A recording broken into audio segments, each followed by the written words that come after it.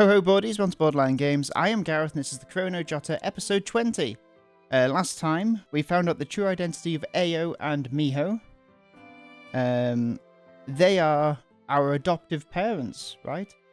We were taken in by them as, I don't know, a young teenager or maybe even younger than that. For those who don't know, each student at this school is a representation of someone Ran knows in real life. And as we spend more time with them, we learn who they are. Also, we're solving murder. So this time we've had two people that have been killed. One that's been hanged, and one that we found poisoned or drowned in the pool. We're not sure yet, I don't think. Anyway, we're going to carry on now. So we're talking to Aya. Oh, we've just spoken to Aya, and now we're leaving. After Aya returned to the dorms, as soon as Aya saw Miho, she bounced over to take a hold of her hands and said a few words to her. Ran and Anne stood some distance away from them so as not to disturb them. So it looks like they've made up with each other. I think so. I don't really feel like I did anything. I just sort of listened to them talk about it and then the situation resolved itself. Miho Oni-san and Aya don't need me to fuss over them. They wouldn't let go of each other even if the planet were to explode right now, I figure. Really? I feel like you were quite helpful.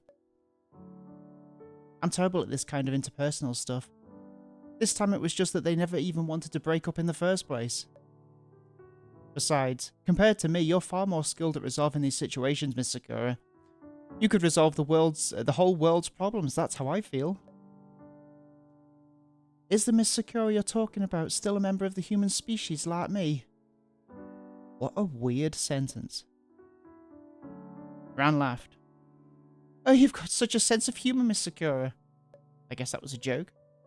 But since the situation's been resolved, next up it's time to analyse the case. That's definitely something I'm half decent with. Do you have any ideas? Let's go to the observation deck.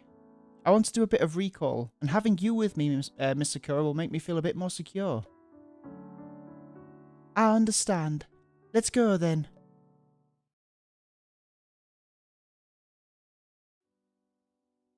Ran took out her notebook and flipped through it, searching for a blank page.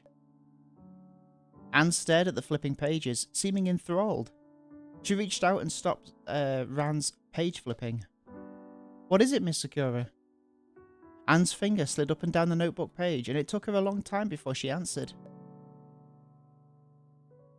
The texture feels so marvellous. It feels like I want to just keep on caressing it forever. You've gotten a bit addicted to touching it too, haven't you, Miss Sakura? I felt the same way the first time I touched the notebook. Ran thought for a moment and ultimately decided not to divulge the fact that she thought that the notebook's pages felt like Anne Sakura's skin. Whoa, that's a bit creepy. Well, I'll stop distracting you. Let's start the recall. Okay, after this, if you want to do any more caressing, Miss Sakura, feel free at any time. Ran flipped to an empty page, pressed her hand to it, and let her blood seep out through her fingers. Doesn't it hurt, Ran? It's fine. It doesn't leave a wound. The blood comes right out through osmosis, bypassing the skin and blood vessels. How incredible. Anne placed her hand on the notebook as well. Ran's blood touched the tips of her fingers, but was soon sucked back into the notebook. I don't know how the notebook works either. It's very mysterious. Eventually, the blood was all absorbed, and Ran pulled her hands back. Then she looked at Anne with a piteous expression. Miss Sakura, under the state of recall, I'll fall unconscious, and my body will enter a state of helplessness. So can I use your thigh as a pillow for that duration? Anne nodded, shuffling until her back was against the wall, then she opened her arms. Go ahead. Ran grinned, laid herself down on Anne's thighs, and then hugged Anne's waist happily. Miss Sakura smells so good, and her thigh is so soft. Ran pulled her legs in and hugged Anne tightly, even pressing her face to Anne's stomach. Miss Sakura's waist is just like before, slender but ample, and so comfortable to hug. Miss Sakura, touch me. Anne laid her hand on Ran's head and caressed her over and over. What's the matter? I thought you were going to recall, weren't you? You seem to be entirely preoccupied with fondling me. Well. Ran closed her eyes and threw her consciousness into the torrent of recall. This makes me really uncomfortable. Alright, let's begin the recall.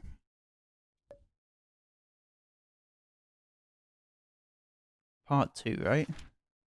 Special recall. After showering and meeting with Chrono, who was still preparing food, or after finding Kurazumi's corpse, a visit to the tool room with Asakura. Let's look at this first one first. First comes first.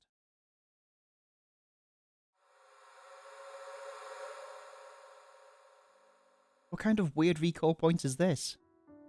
What's the point of it? Let's give it a shot, I guess. After Ran and Aya left the bathroom, they heard the sound of flowing water from the kitchen. The two of them headed over in wordless agreement. Chrono was working furiously at the kitchen counter piled full of foodstuffs, and hadn't noticed the two of them approaching. Chrono, do you need to prepare that much food? Sai seemed to have been startled by Ran's sudden words and spun around to answer. You people are all so quiet when you walk around, I swear. You scared the heck out of me. Just finished washing everything. Now I've got to prepare some of the more labor-intensive stuff.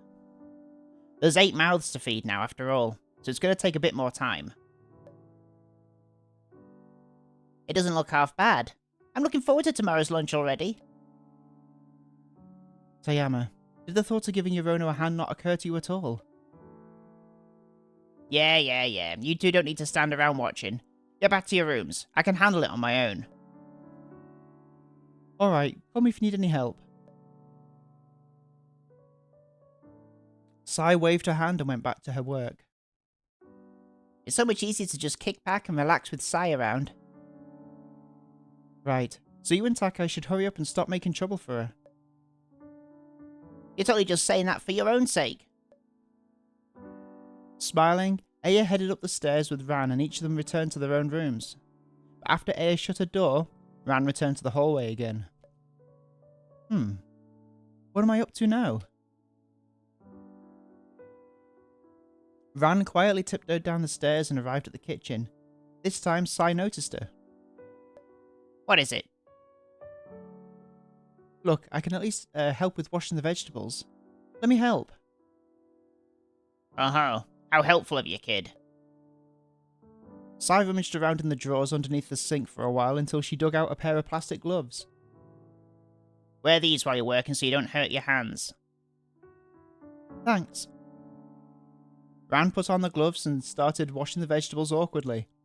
Sai had to give instructions to her from time to time. Yorono-san! Ibuki-san! Miho had finished showering and came to the kitchen as well. She was clearly avoiding direct eye contact with Ran and stayed on Sai's side of the kitchen. Need me to help out? Sure. We're out of gloves, though. That's fine. With the three of them working together, they washed off the whole mountain of raw ingredients quickly. After that, they cleaned up the kitchen and had a few more words of conversation before heading up the stairs as a group to return to each of their own rooms. Just then, Asakura left her room and headed down the stairs. Oh, hey! 3 of you all in the same place. What a party! Asakura, where are you going so late at night? No, just going out for a breather. Been kind of awkward with Indo lately, so I decided I'd opt for a bit of avoidance. Oh, really? Yesterday when I saw you together in your room, it seemed like you two were getting along great. Asakura smiled and waved her hand lazily. Passing the 3 girls and exiting the dormitory building without answering Sai. So Asakura went down the stairs yesterday. I didn't hear her mention it though. After Asakura left, the three of them went upstairs and returned to their own rooms. It ends here, and I thought the point of this recall point was to allow me to see Koizumi-sensei again. But I didn't even run into her going downstairs to the shower at all, not to mention it's weird that we ran into Asakura.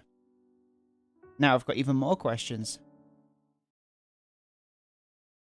Right, am I going mad, or did we do that last time? Feel like we did. Okay, whatever.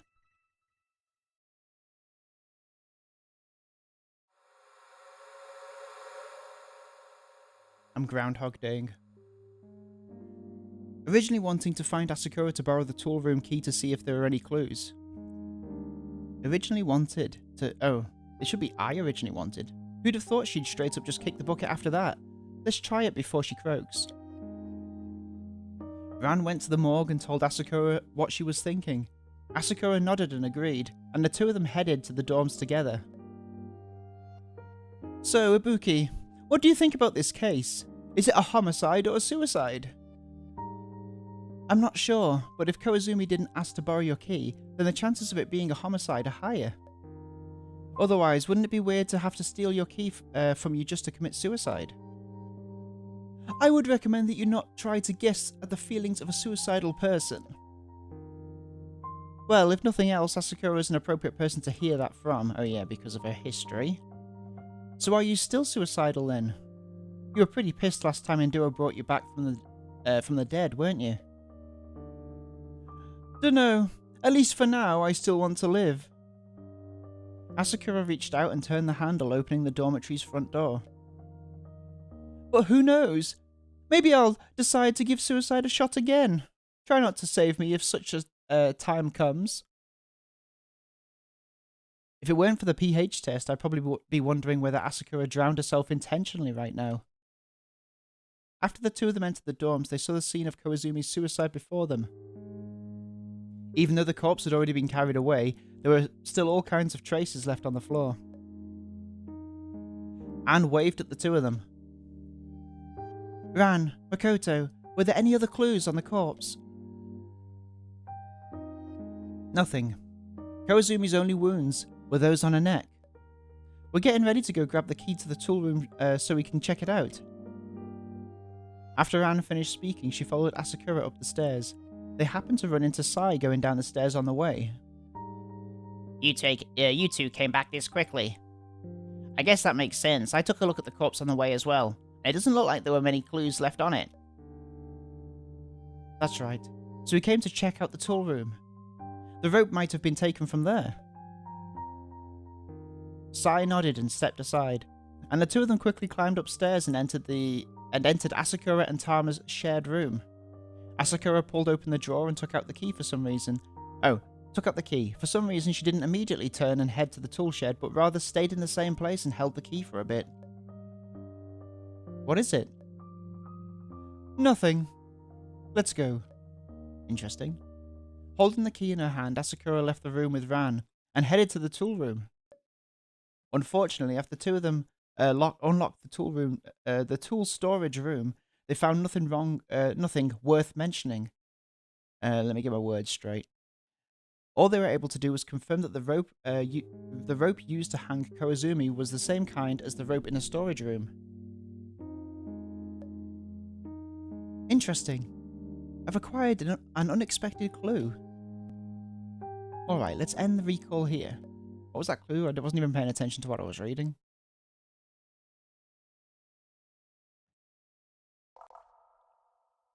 I don't know.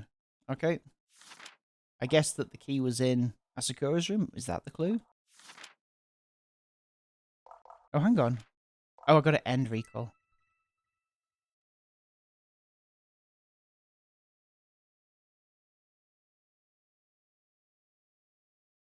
Ran pulled free from the recall and immediately grabbed onto Anne's waist, mewling in discomfort. Ran, what's wrong? Nothing. This always happens after a recall. Gah. Ran shivered all over and curled up into a ball, pulling Anne's jacket tight against her body. Anne was unsure what to do. She didn't even know if she should touch Ran or not at a time like this. Ran, do you want me to give you a kiss? Weird. Kiss alive. All Anne could think of was the action that Ran had repeatedly requested of her before. Really? Yes, Miss Sakura. Ran didn't even have the energy left in her to be excited. All she could do was express her request as loudly as she could. Anne bent down, picked Ran's face up by the chin and kissed her on the cheek. Oh, just the cheek. Just the cheek. Well, getting a kiss from Miss Sakura really did fix everything. Ran wistfully sat up straight before immediately taking Anne's hand. Just like before then, let's sort out the questions before we start reasoning. But this time there's 2 cases. Do we want to handle them separately? No need. What we want is to combine the clues from both cases. Only like that will we be able to find the culprit. After all, we need to recount both of the murders to revive all the dead anyway. Let's begin then.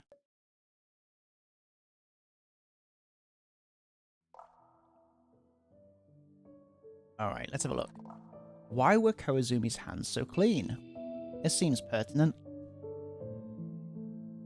This is a bit of a strange question. Yes, but it's quite important. Koizumi's cause of death is very clear, because she only had strangulation marks on her neck without any other external injuries. If she killed herself, she'd surely have subconsciously used her hands to clasp the rope, resulting in both detritus being left behind under her fingernails. No matter how strong one's determination to commit suicide is, nobody can defy instinct. Every person who chooses suicide via hanging always leaves behind a corpse whose fingernails are distinctly marked. Not to mention, it's rather unlikely that Koizumi had the resolve to kill herself in the first place. I see. Even if we assume it was homicide, it doesn't explain why her fingers were so clean. There must be another clue in there. Yes, given that the killer used the rope to strangle Koizumi, then so long as Koizumi was lucid, she surely would have grabbed at either the rope or the culprit's hands. But not only is there nothing of significance left under Koizumi's fingernails, I haven't seen any of our classmates with scratch marks either. We should think about this one for a while. Perhaps it will point us right to the culprit. Alright. Who stole the keys to the tool storage room? Storage. That's a pointless question, since it might as well be the same as asking who the culprit is. Of course, we need to figure out who the culprit is, but not from the starting point of the key. That's right. With far too few clues about the key. Let's scratch this one off. Okay. Was Koizumi the killer's target? Okay. Even though 2 victims appeared this time, we can't simply conclude that the second victim was the true target of the killer. Right. The killer could have killed Asakura to prevent her from finding some key clue. Then whether or not Koizumi was the killer's target would help us decide the killer's future actions. If Koizumi was the prime target, then we'll have to prioritize Asakura's case. Since if the killer was forced to kill Asakura, there's a great possibility that she may have left a flaw there. We can try thinking on this some more. Yeah. Why did Asakura go to the pool? That sounds important. No matter how you look at it, Asakura doesn't look like the type to go swimming, and the pH value of the fluid in her body confirms for us that she did in fact drown in the pool, rather than being drowned elsewhere and moved here. Oh, is that the point of why the pH value was off? Yep. Questions about the location of the crime scene are always important. Let's note this one down.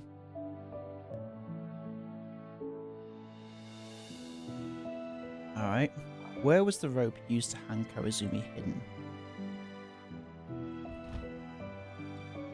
There's not much point to this question. After the culprit acquired the rope, he should have hidden it somewhere on the first floor, ready for her to use. There's a lot of places to hide a rope on the first floor. and anybody could have had a chance to hide it. A lot of places to hide a rope on the first floor, and anybody could have had a chance to hide it. Okay. No need to consider this question further. Alright. Why move Asakura's corpse? It looks strange at first, but because we tested the pH value, the question's easily resolved. That's right. The killer wanted to obscure the time of death by moving the corpse. After all, between the death and the body discovery, there are 2 whole meals where everyone was present. If we'd decided to go search for Asakura as soon as we figured she was missing at lunch, we'd have figured out her true time of death instantly. Right, so the killer wanted to obscure the time of death by moving Asakura's corpse then. Alright, so now we've got to address each question. Right? Oh, okay, we'll click here. Alright, that's the questions. Let's begin deduction. Feels like the clues are all over the place this time. No idea what the results of our reasoning will be. That's okay. No matter what results we come up with, we'll gain something from it. If we don't like the answer, we can go back to looking for more clues. Sure. Let's begin then. First off, why were Koizumi's hands so clean? Koizumi was wearing gloves, was strung up only after she fainted. I feel like this has got to be the answer. So you're saying that there's a possibility that the culprit first caused Koizumi to lose her consciousness before hanging her to death? The possibility exists, but no matter what, Koizumi must have been strangled by that rope while she was awake. Since the back of her neck has significant abrasive marks as well, clearly indicating that the rope was bound very tightly to her neck and constantly abrading it at some point, not merely just tied to the neck. Hang on. Okay. Right, okay, so she must have been strangled while she was awake because of the markings on her neck. Okay. So because she has no other outer injuries, if she fainted, it must have been due to being choked out. Miss Sakura, has an incident of poisoning ever occurred in this school? Any incidents of pharmaceutical tranquilization count as well? Never. There aren't any drugs in the nurse's office with lethal potential either. Aya once hurt herself in an accident. Before Mio patched her up, she looked all over the place for some painkillers or tranquilizers, but met with no success. It was that bad, to the point of needing tranquilizers. Yeah, Mio had to give Aya some stitches. But later on after that, Aya was killed and revived, which got rid of the stitches and the scar entirely. So even scarring is repaired then. I see. But this also proves that besides Koizumi having been strangled, no other methods for inducing unconsciousness without causing detectable injuries exist. You totally could have had that on the same page. The killer could only have used the rope while she was awake. First off, why were Koizumi's hands so clean? Hang on. So she was wearing gloves, that's the actual answer. Oh my god. During recall, I helped Chrono wash some vegetables after I finished showering, and she gave me a pair of gloves to do it with. If Koizumi were wearing those gloves, their thickness would have been enough to guarantee that no traces would have been left on her fingers while she was struggling. Oh, that's interesting. Indeed, after Koizumi put on those gloves, even if she struggled, the only signs would have been left on the surface of the gloves, which could be restored to new, which could have been restored to new with a simple wash. More importantly, in the normal timeline, Asakura went down the stairs without encountering Koizumi at the time. It could very well be that she noticed the gloves that Chrono used while washing the vegetables and combined that with the fact that Koizumi's hands were unblemished to deduce who the culprit was. And she might even have noticed something about the key to the tool storage room that led the culprit to murder her. So going back to Koizumi, She might have put on some gloves because she wanted to help Chrono prepare some food ingredients for the next day. And then the culprit decided to attack her at some point in time after this. Was Koizumi the target of the culprit? The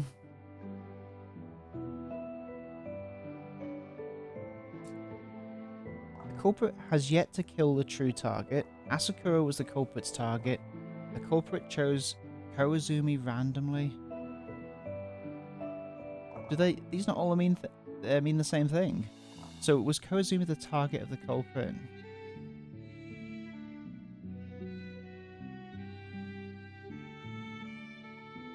So if the order was different and Koizumi was killed second, I feel like it's got to be that Asakura was the culprit's target.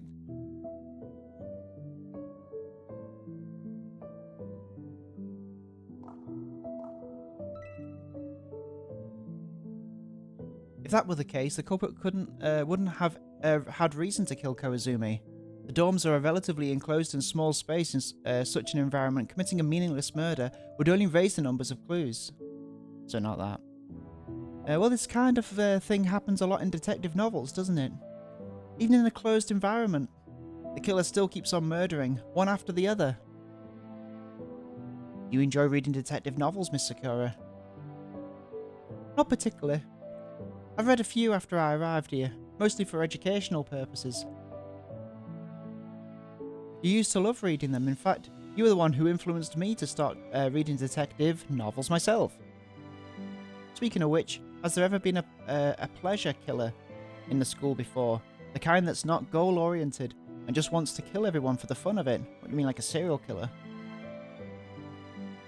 Not at the moment, and I doubt in the future either. After all, this is just part of the curriculum. There's no reason anybody would do something like that. Well, irrationally is part of a pleasure serial killer, a murderer's modus operandi. Irrationality. But I agree that it's not likely someone like that could show up in the school either. In conclusion, Asakura being the killer's target seems implausible. Alright. So not this one. The culprit has yet to kill the true target. The culprit chose Koizumi randomly.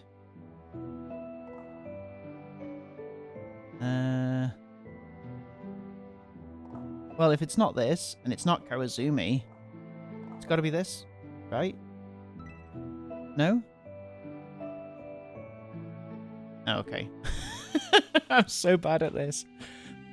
That one we can't really start to guess about if that were the case.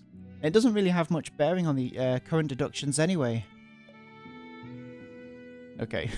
Well, by the process of elimination. Right.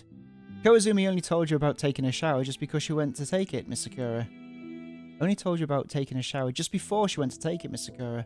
The rest of them couldn't have possibly known that Koizumi would go to shower by herself.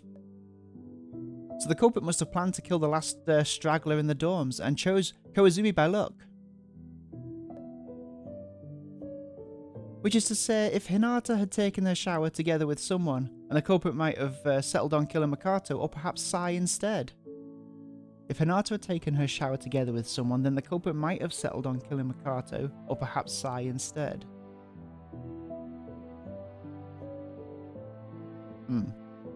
I don't really understand what's going on here.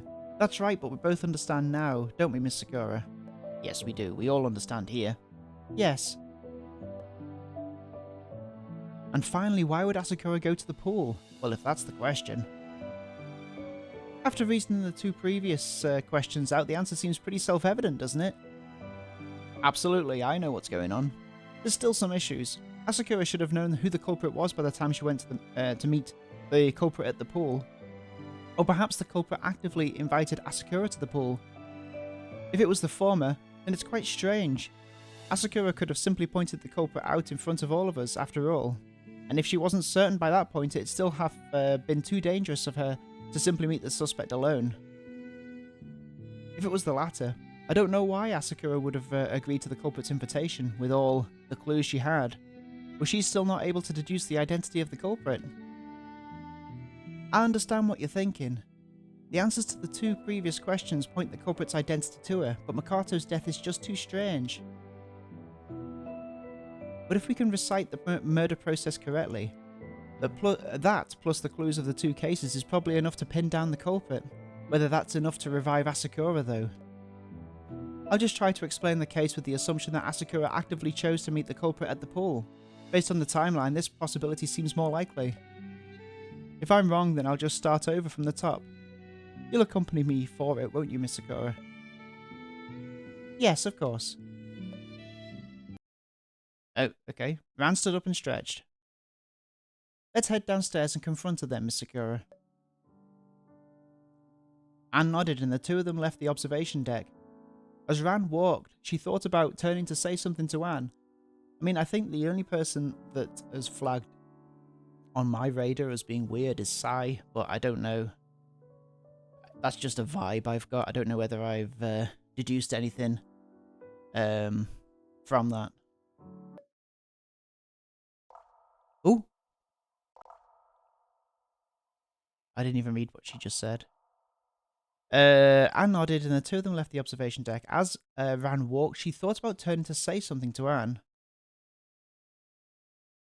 There seems to be some kind of sound.